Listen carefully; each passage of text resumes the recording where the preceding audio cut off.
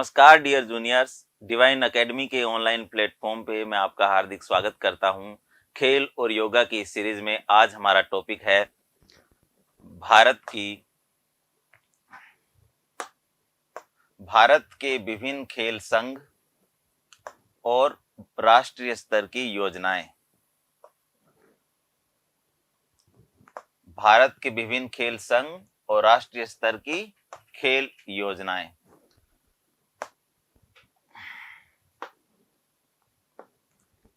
देखिए मित्रों, अभी तक हमने भारतीय खेल प्राधिकरण के बारे में जाना। अब और भी बहुत सारे खेल संघ हैं भारत में जो अलग अलग खेलों के हिसाब से उन्हें संचालित करते हैं, उनकी गवर्निंग बॉडी उन्हें माना जाता है। तो एक एक करके हम सारे देखेंगे। ये सेशन आपका मेंस के लिए तो इम्पोर्टेंट है ही, उसके अलावा प्रीलिम्स के लिए भी बहुत इंपॉर्टेंट रहेगा। तो आप बहुत गंभीरता से इसे देखें। देखिए, सबसे पहले हम पढ़ेंगे हॉकी इंडिया। पहला संघ कौन सा है? Hockey India. इससे पहले भारतीय हॉकी महासंघ हुआ करता था, जो 2008 में भंग कर दिया गया। अब भारतीय हॉकी महासंघ नहीं है, उसकी जगह भारत सरकार ने एक और संगठन बना लिया है जिसका नाम है हॉकी इंडिया। अब इसका निर्माण जब 2008 में भारतीय ओलंपिक संघ भंग कर दिया गया तो 2009 में इसका निर्माण किया गया। ठीक है, इसका कब हुआ निर्माण? 2009 में। यह भारतीय हॉकी की सर्वोच्च संस्था है। हम जितने भी खेल संघ पढ़ेंगे, जो जिस खेल से भी वो संबंधित हैं, वो सारी सर्वोच्च संस्थाएं हैं उस पर्टिकुलर इवेंट के लिए। ठीक है, अब ये जो हॉकी इंडिया है, इसको अंतरराष्ट्रीय हॉकी महासंघ और भारत सरकार दोनों की मान्यता है। ठीक है, इसके वर्तमान अध्यक्ष जो हैं दिलीप तिर्की हैं और मुख्यालय नई दिल्ली में है। ठीक है, ये याद रखना आप कि हॉकी इंडिया के अध्यक्ष कौन है? दिलीप तिर्की। ठीक है, चलिए आगे बढ़ते हैं। ये आपका हॉकी इंडिया हो गया। उसके बाद है अखिल भारतीय फुटबॉल महासंघ। बहुत इंपॉर्टेंट है ये, क्योंकि हाल ही में इसके इलेक्शन हुए थे और भारत के प्रसिद्ध फुटबॉल खिलाड़ी वाईचिंग भूटिया ने भी इसमें इलेक्शन लड़ा था इसके अध्यक्ष के लिए, और उनके सामने एक दूसरे फुटबॉल खिलाड़ी कल्याण चौबे जी ये चुनाव जीत गए थे। उस दौरान ये बहुत चर्चा में रहा था। तो आप याद रखिएगा कि भारतीय फुटबॉल महासंघ के अध्यक्ष कौन है? कल्याण चौबे। एक जानकारी तो ये आपको याद रखनी है। दूसरा है कि इसकी स्थापना कब हुई? 1937 में। हेडक्वार्टर कहाँ है? नई दिल्ली में। और फुटबॉल की सर्वोच्च संस्था। ये लाइन तो सभी में कॉमन है कि पर्टिकुलर इवेंट में ये सर्वोच्च संस्था है। ठीक है, अगला जो संघ है वो है अखिल भारतीय टेनिस संघ। इसके बारे में जो सबसे इंपॉर्टेंट बात यह है कि इसकी स्थापना कहाँ हुई? लाहौर में। कहाँ हुई? लाहौर में 1920 में। मुख्यालय तो अभी नई दिल्ली में है ही। अध्यक्ष इसके अनिल जैन साहब हैं। तो आप ये जानकारी जरूर याद रखना अखिल भारतीय टेनिस संघ के बारे में कि इसकी स्थापना कहाँ हुई? लाहौर में हुई। ठीक है, भारतीय ओलंपिक संघ, इंडियन ओलंपिक एसोसिएशन, या इसको कहते हैं इंडियन ओलंपिक कमेटी। ठीक है, दोनों ही नामों से ये जाना जाता है। और मैं आपको सुझाव देना चाहूंगा कि ये 5 नंबर में शॉर्ट नोट के रूप में आरपीएससी से कभी भी पूछ सकती है कि भारतीय ओलंपिक संघ पर टिप्पणी लिखिए। ठीक है, इसलिए भारतीय ओलंपिक संघ आपको और अच्छे से तैयार करना चाहिए। ठीक है, एक तो ये भारत की राष्ट्रीय ओलंपिक समिति है, ये तो आपको पता चल ही गया है। ओलंपिक से संबंधित निर्णय लेने वाली सर्वोच्च संस्था है। ठीक है, इसके अलावा कॉमनवेल्थ गेम्स को भी गवर्न यही करती है, कॉमनवेल्थ संघ के रूप में कार्य करती है। भारतीय कॉमनवेल्थ संघ के रूप में कौन कार्य करता है? भारतीय ओलंपिक समिति। ठीक है, इसकी जो स्थापना थी वो 1927 में हुई। बहुत इंपॉर्टेंट है, ये याद रखिए आप। मुख्यालय नई दिल्ली में ही है। ठीक है, और इसकी वर्तमान अध्यक्ष जो है वो पीटी उषा जी है, उड़न परी के नाम से जो मशहूर हैं। उड़न परी या गोल्डन गर्ल। एक खिलाड़ी के रूप में इनका कंट्रीब्यूशन आपसे आरपीएससी पूछ सकती है, तो पीटी उषा जी पर हमें कुछ अपना जो मटेरियल है वो तैयार करना पड़ेगा। दूसरी बात यह है कि हाल ही में पीटी उषा जी की केरला में जो एकेडमी है, एथलेटिक्स की जो एकेडमी है, उसको लेके कुछ विवाद हो गया था, तो उसमें भी वो बहुत चर्चा में आ गई थी। इसके अलावा ये पहली महिला अध्यक्ष हैं जो भारतीय ओलंपिक संघ की अध्यक्ष रही हैं। बताइए, इतना प्रतिष्ठित संघ है कि इसके पहले अध्यक्ष सर दोराबजी टाटा थे। कौन थे? सर दोराबजी टाटा। भारत की तरफ से इंटरनेशनल ओलंपिक कमेटी में प्रतिनिधित्व करने वाले पहले व्यक्ति जो भारतीय ओलंपिक संघ के पहले अध्यक्ष भी बने। ठीक है, ये आपको याद रखना है। तो ओलंपिक संघ पे आपको सारी जानकारी रखनी है क्योंकि ये पूछा जा सकता है। ठीक है, अगला है भारतीय बैडमिंटन संघ। स्थापना कब हुई? 1934 में। ठीक है, 1934 में। मुख्यालय कॉमन है, नई दिल्ली में है। ठीक है, और अभी इसके जो अध्यक्ष हैं वो हेमंत विश्व शर्मा। 2022 से 2026 तक इसके अध्यक्ष कौन है? हेमंत विश्व शर्मा। अब ये जो हेमंत विश्व शर्मा जी बड़े चर्चा में रहते हैं। एक नॉर्थ ईस्ट के राज्य के ये सीएम हैं, तो आप ये मुझे बताइएगा कि कौन से राज्य के ये सीएम हैं। तो याद रख लीजिएगा, भारतीय बैडमिंटन संघ के अध्यक्ष कौन है? हेमंत विश्व शर्मा। ठीक है, अब उसके बाद अगला जो संघ है हमें पढ़ना है अखिल भारतीय शतरंज महासंघ। अखिल भारतीय शतरंज महासंघ, इसकी लोकेशन, इसका जो हेडक्वार्टर है वो इंपॉर्टेंट है। तो याद रखना, शतरंज का जो हेडक्वार्टर कहाँ है? चेन्नई में। ये आपके लिए याद रखने वाली बात है। स्थापना कब हुई? 1951 में। अध्यक्ष कौन है? संजय कपूर जी हैं कोई, वो इसकी अध्यक्षता करते हैं। और ये जो है पुरुष और महिला शतरंज दोनों खेलों का प्रबंधन करता है। ये तो सारे ही करते हैं, पुरुष और महिला के लिए अलग अलग नहीं है, सबके कंबाइंड ही है, तो वो तो कोई बड़ी बात नहीं है। ठीक है, अब अगला संघ हम पढ़ेंगे भारतीय मुक्केबाजी संघ। भारतीय मुक्केबाजी संघ की जो स्थापना 1949 में हुई। हेडक्वार्टर इसका नई दिल्ली में है और इसके जो अध्यक्ष हैं अजय सिंह। अजय सिंह जी जो हरियाणा के एक बड़े राजनेता है, अजय सिंह जी इसके अध्यक्ष हैं। अब बीसीसीआई के बारे में भी आपको जानना चाहिए, ये इंपॉर्टेंट है भाई। इसके अध्यक्ष रोजर बिनी हैं जो बड़े प्रसिद्ध खिलाड़ी रहे हैं। इनके बारे में पूछा जा सकता है, इनकी अचीवमेंट के बारे में पूछा जा सकता है, इनका क्रिकेट में योगदान को लेकर पूछा जा सकता है। तो जो रोजर बिनी है वो इसके अध्यक्ष हैं। इनसे पहले सौरभ गांगुली इसके अध्यक्ष हुआ करते थे, तो अब रोजर बिनी है। ठीक है, इसकी स्थापना हुई 1928 में। भारतीय क्रिकेट नियंत्रण बोर्ड की स्थापना कब हुई? 1928 में। ठीक है, और इसका हेडक्वार्टर वानखेड़े स्टेडियम मुंबई में है। ठीक, अब इसके बारे में एक सवाल प्रीलिम्स में कई बार पूछा गया है, अलग अलग जगह पे। राजस्थान में तो अभी तक नहीं पूछा गया है कि बीसीसीआई तमिलनाडु सोसाइटी पंजीकरण अधिनियम के तहत पंजीकृत है। क्या है? पंजीकृत है। ओके, ये ध्यान रखना। एक तो इसके अध्यक्ष कौन है ये याद रखना आप। ये चारों जानकारी ही इंपॉर्टेंट है बीसीसीआई के बारे में। स्थापना कब हुई? 1928 में। हेडक्वार्टर कहाँ है? मुंबई में, वानखेड़े स्टेडियम में। अध्यक्ष कौन है? रोजर बिनी। बीसीसीआई तमिलनाडु सोसाइटी पंजीकरण अधिनियम के तहत पंजीकृत है, ये याद रखना। तमिलनाडु सोसाइटी पंजीकरण अधिनियम के तहत। ठीक है, अब इसके बाद एक बड़ी संस्था आती है भारत की। इस पे भी आरपीएससी आपसे शॉर्ट नोट पूछ सकती है। जैसे पीएसपीबी भी पूछा है ना, बिल्कुल वैसे ही नाडा पे भी आपको शॉर्ट नोट पूछा जा सकता है। तो इसको भी बहुत अच्छे से तैयार करना है आपने। नेशनल एंटी डोपिंग एजेंसी, नाडा का फुल फॉर्म क्या है? National anti doping agency. इसी के जैसी ही एक एजेंसी दुनिया में भी है, वर्ल्ड एंटी डोपिंग एजेंसी, वाडा। ये जो नाडा है ना, ये वाडा से समर्थित है, उसी के मानकों पे ही कार्य करती है। तो आप ये ध्यान रखना।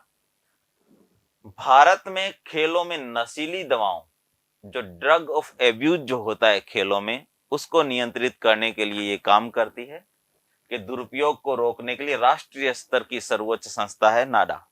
ठीक है, खेलों में ड्रग्स का जो दुरुपयोग होता है, खिलाड़ी अपनी परफॉर्मेंस को इनहेंस करने के लिए डिफरेंट काइंड के स्टेरॉइड्स और दूसरी ड्रग्स का सेवन करते हैं, उस पे नियंत्रण करने के लिए है। ठीक है, ये नाडा का मुख्य कार्य है। इसकी स्थापना 2005 में हुई। चाहे तो डेट ना याद रखें, किसी को याद हो जाए तो बहुत अच्छी बात है, याद नहीं होता है तो बहुत ऐसे लोड लेने की जरूरत नहीं है, आप सिर्फ इतना याद रख लेना 2005। नाडा की स्थापना कब हुई? 2005 में। अब ये 1890 के भारत के सोसाइटी पंजीकरण अधिनियम के तहत पंजीकृत है, ये जानकारी आपको रखनी है। यदि शॉर्ट नोट आता है तो ये सारी जानकारियां आपको मेंशन करनी होती है, तो याद रखिएगा। मुख्यालय कहाँ है? ऑलमोस्ट खेल संघों और संस्थाओं का मुख्यालय नई दिल्ली में ही है। और आपको एक बात मैं और बता देता हूं कि ऐसे खेल संघ और संगठन या संस्थाएं जो दिल्ली से बाहर सिचुएटेड हैं, उनका आप जरूर याद रखना।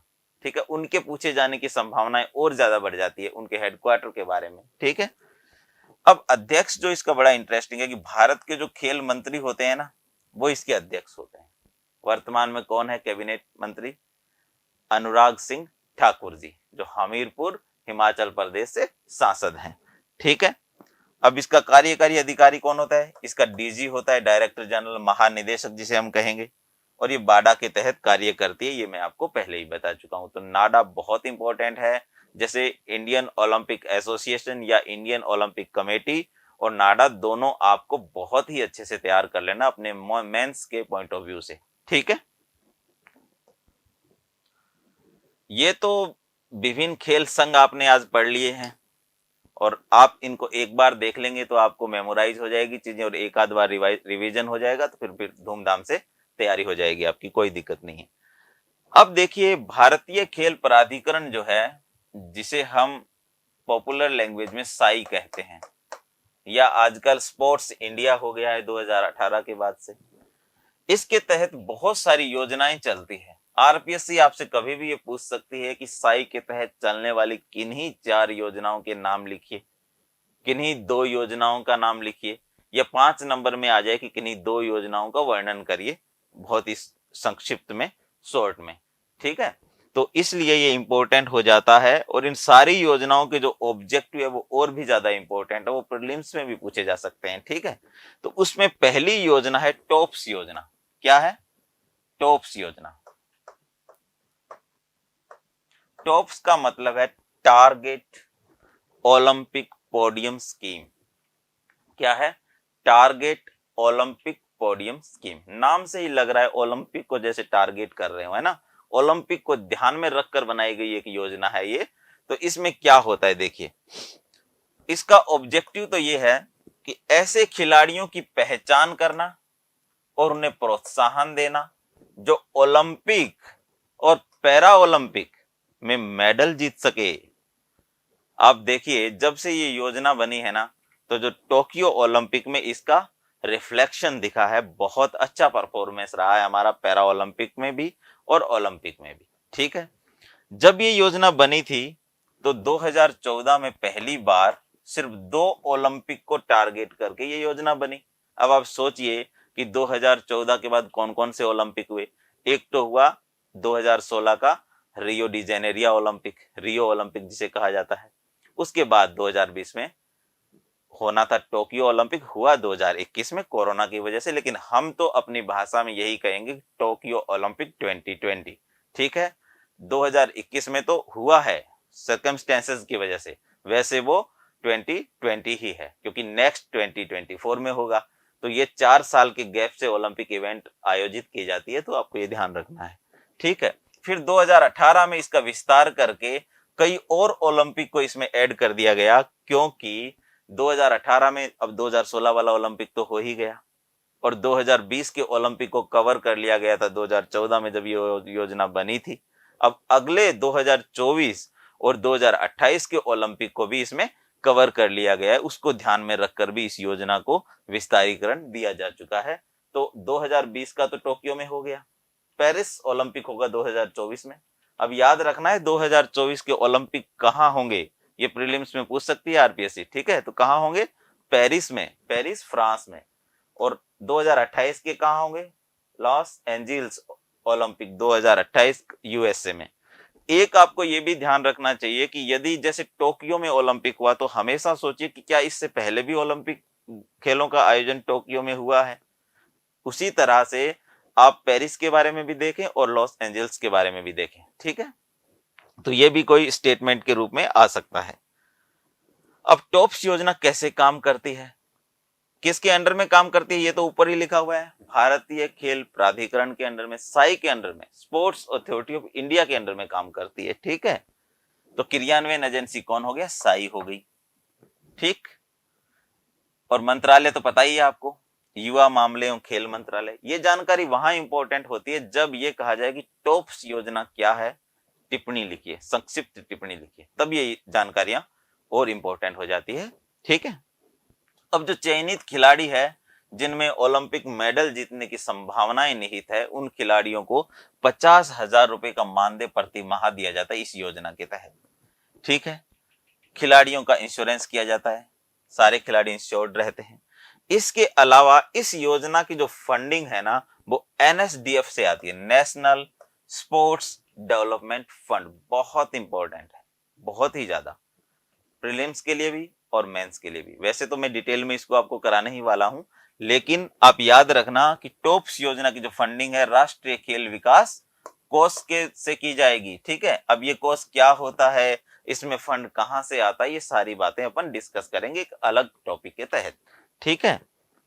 तो ये आपकी टॉप्स योजना है। तो टॉप्स योजना टारगेट ओलंपिक पोडियम स्कीम किस लिए है, ऐसे खिलाड़ियों पर ध्यान केंद्रित करने के लिए जो ओलंपिक में या पैरा ओलंपिक में मेडल जीतने की संभावनाएं जिनमें निहित होती है, उनकी पहचान करना, फिर उनको ट्रेनिंग के लिए, उनको हर तरह की सुविधाएं देने के लिए यह योजना बनाई गई है और ये बहुत अच्छे से वर्क कर रही है ये योजना। लिटरली ऐसी योजनाएं और भी बनाई जानी चाहिए, ठीक है। अब इसमें एक और रहता है कि भारत में एक ओलंपिक सेल है जिसे हम ओलंपिक प्रकोष्ठ भी कहते हैं हिंदी में, ओलंपिक प्रकोष्ठ। बहुत इंपॉर्टेंट योजना, ये टॉप्स से जुड़ी हुई है, डायरेक्टली टॉप्स के तहत जुड़ी हुई है, ठीक है ना।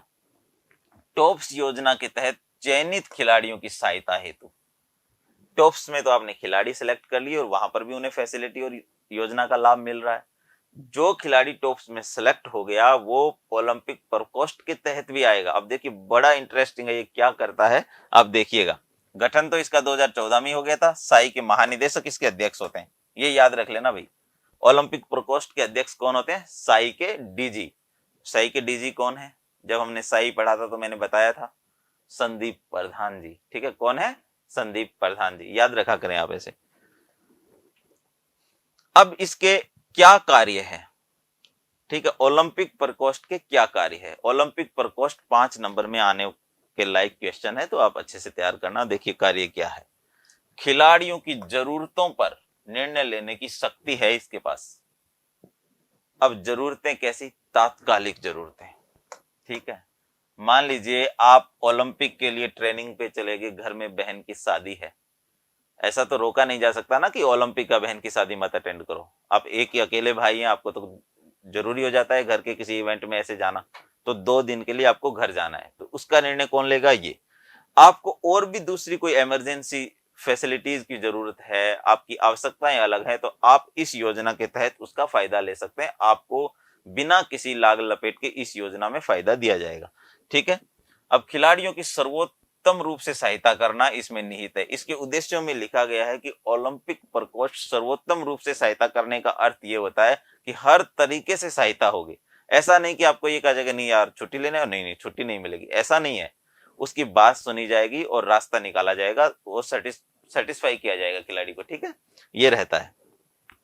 ओलंपिक पैरा ओलंपिक में भाग लेने वाले खिलाड़ियों का चयन करना, ये तो है ही।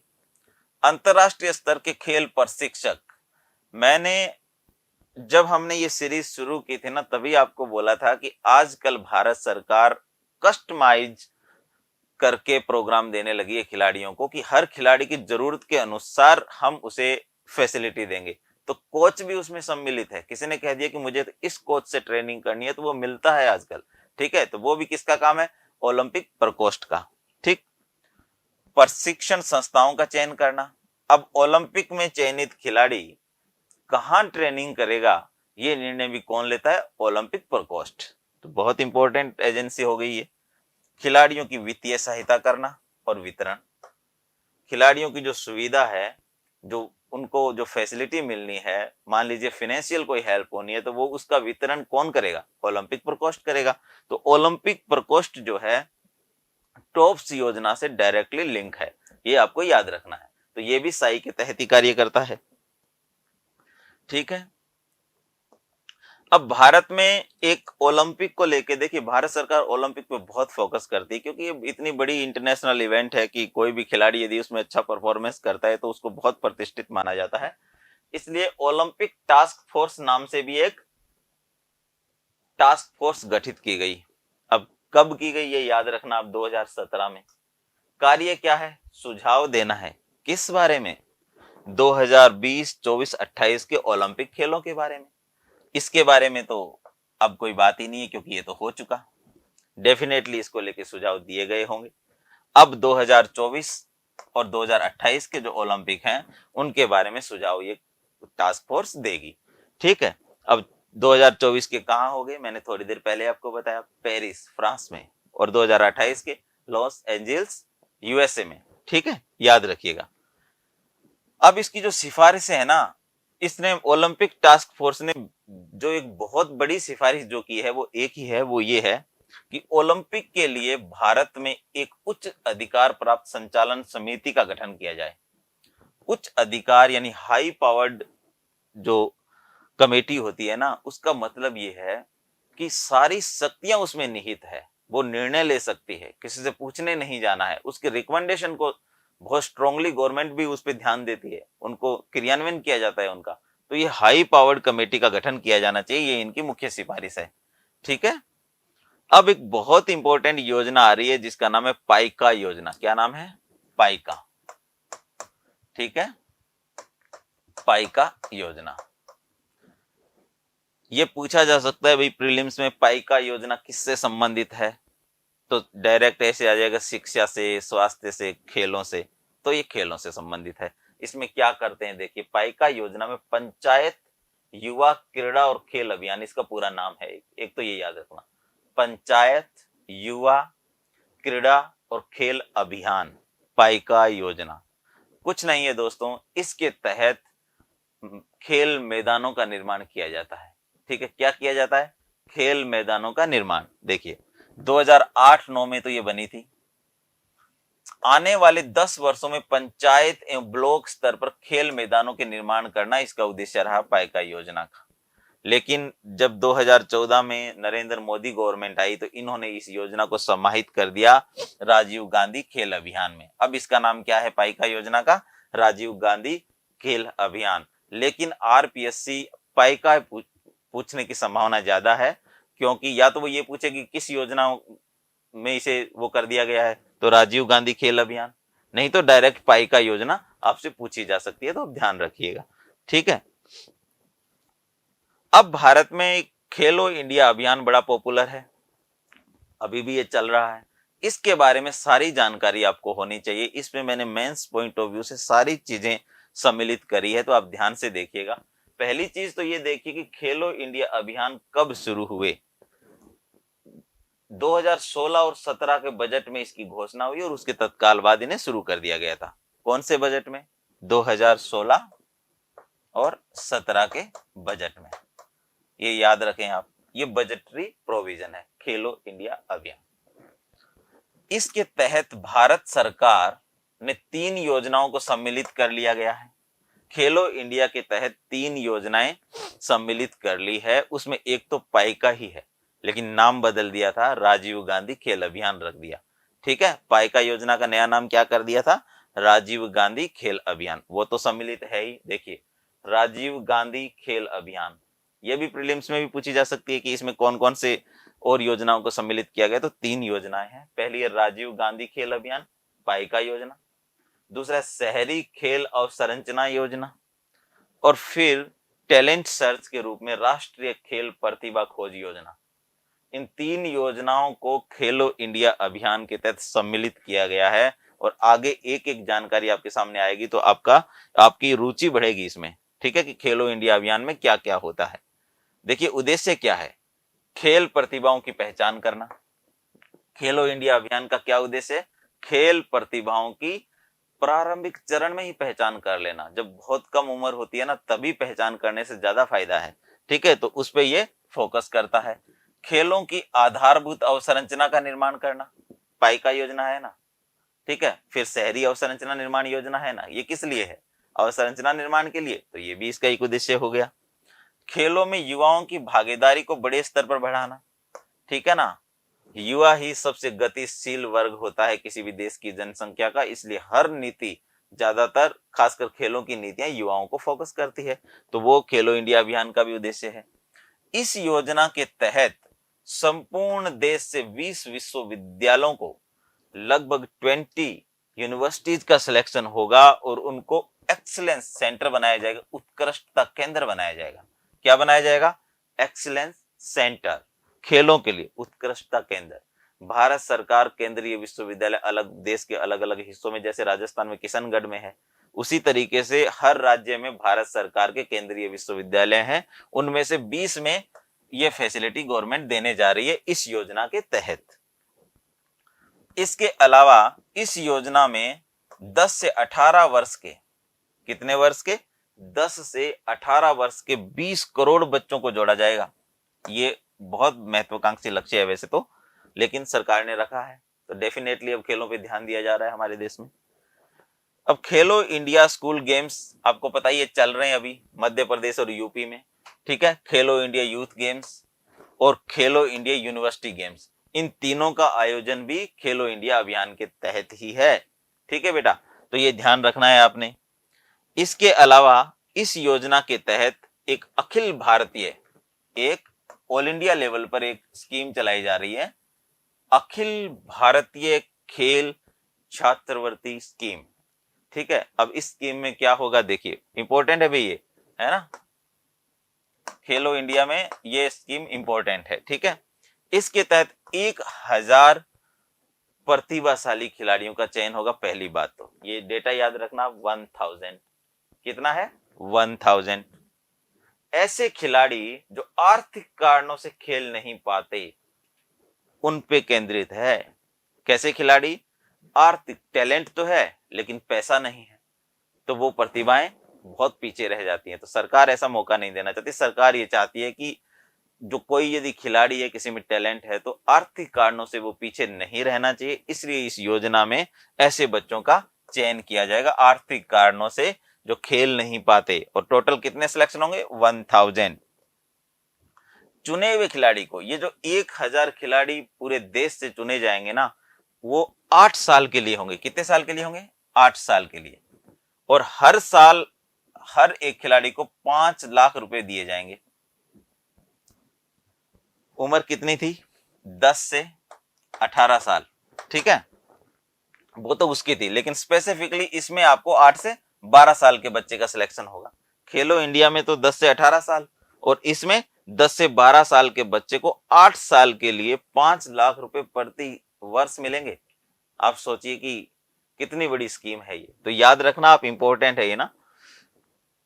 अब यदि मेंस के पॉइंट ऑफ व्यू से हम बात करें तो भारत में खेलो इंडिया जो अभियान है, इसका भारत के संदर्भ में इंपॉर्टेंस क्या है, ठीक है, पूछा जा सकता है ना 5 नंबर में।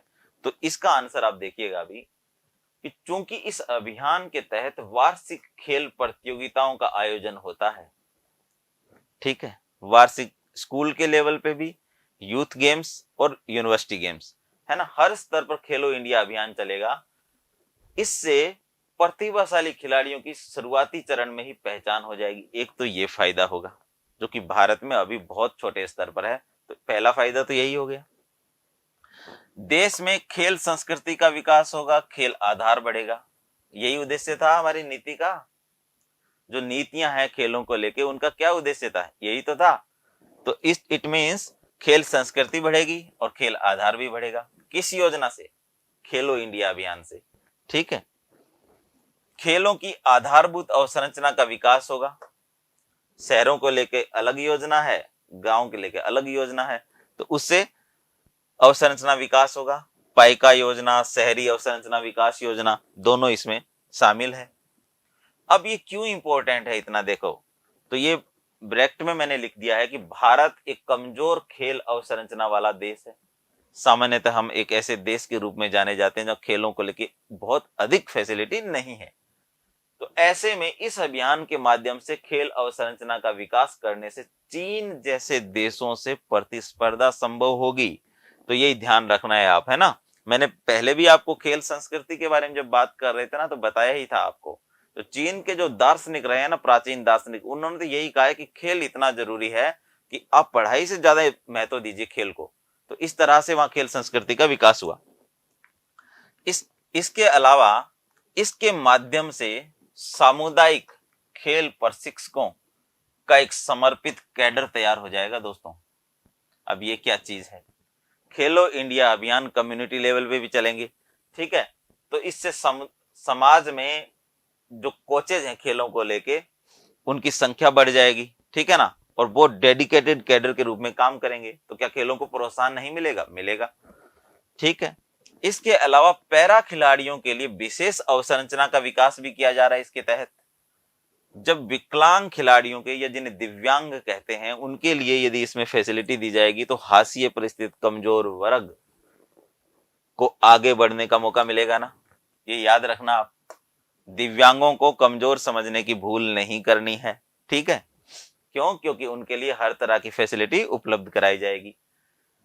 इसके अलावा महिलाओं की भागीदारी बढ़ने में लैंगिक असमानता के समाधान में सहायता मिलेगी, ठीक है। महिलाओं की भागीदारी को बढ़ाया जाएगा इस खेल में, तो वो क्या होगा? लैंगिक असमानता का समाधान है इसमें, ठीक है। क्यों?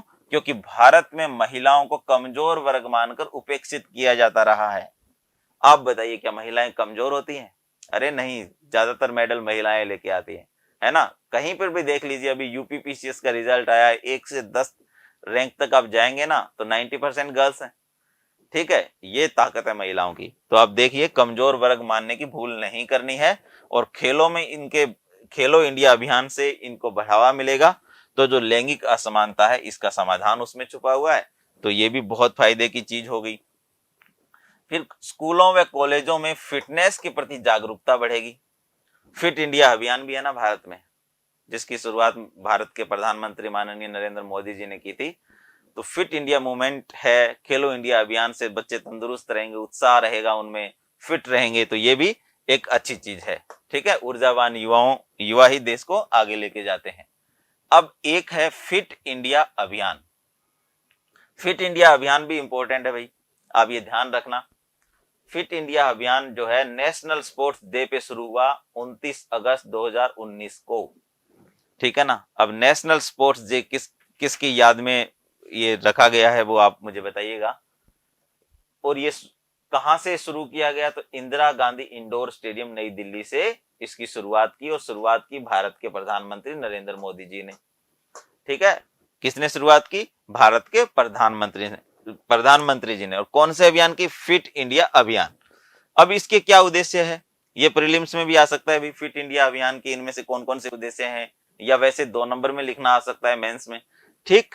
तो फिट इंडिया अभियान के जो ऑब्जेक्टिव्स है ना, वो ये है कि भारत के नागरिकों को स्वास्थ्य के प्रति जागरूक करना। पहला तो बड़े आसान है ये, ठीक है। दैनिक रूप से आधा घंटा योग और प्राणायाम करना है, ये भी इसमें सम्मिलित है। हर व्यक्ति को रोज आधा घंटा फिट इंडिया अभियान के तहत योग करना है और प्राणायाम करना है।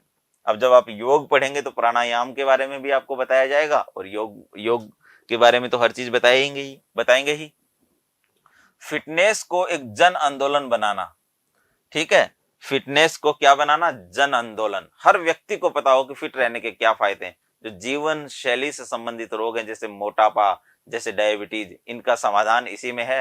हार्ट डिजीज, आजकल युवाओं में हार्ट अटैक के कितने मामले आ रहे हैं, उसका समाधान भी फिट इंडिया अभियान में है। देश का स्वास्थ्य स्तर सुधारना। जब लोग इस तरह की जीवन शैली से जुड़ जाएंगे ना, तो हेल्दी रहेंगे हमारे देश के नागरिक और देश आगे बढ़ेगा। और एक है गुणवत्ता युक्त व देसी भोजन को प्रोत्साहन। आजकल तो मिलेट्स को लेके चल ही रहा है, देसी खाना जो है मिलेट्स को लेके अब भारत सरकार कितना कार्य कर रही है, राजस्थान सरकार भी कर रही है। 2023 को इंटरनेशनल ईयर ऑफ मिलेट्स घोषित किया गया है। तो ये गुणवत्ता युक्त व देसी भोजन को प्रोत्साहन दिया जाएगा। तो ये था आज का सेशन। उम्मीद करता हूं आपको बहुत पसंद आया होगा। नमस्कार।